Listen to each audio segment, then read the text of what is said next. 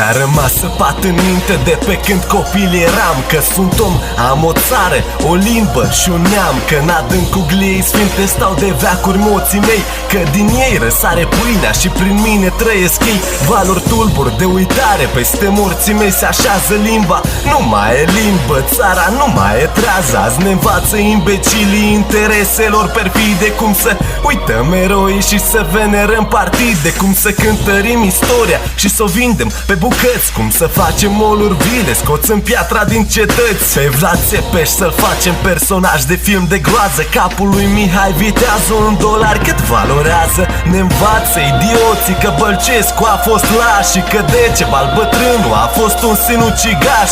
Cum de s-a ajuns aici să vină fiii ploi, nesimțit cât să-și permită a ne pune gri eroi. Niște dascăli mediocri ce-au citit minciuni sfruntate și ni le aruncă în față ca pe legi adevărate. Bieți defăimători de stirpe, lacomi și periculoși. Ce-am fi noi fără istorie? Ce-ar fi ei fără strămoși? Fără urletul lui Horea am fi sclav și azi pe roată, iar unii din pustiuri nobilime elevată. Fără paloșul lui Ștefan am fi pașa lui turcesc, robi umili care cu grâne tot islamul hrănesc. Am fost jefuiți de ruși în primul război mondial, ne-au lăsat fără tezaur, ce mai spirit colegial. Dacă nu muream în luptă la Neajlov și la Rovină, n-am mai fi avut biserici unde neamul să se închine. Nu trecurăm peste veacuri ca o nație coruptă, ci cu aspre sacrificii și cu jertfă și cu luptă. Și a trebuit adesea spre a ne salva norodul sângele lui Brâncoveanu să inunde eșafotul trupul lui Ioan Cumplitu,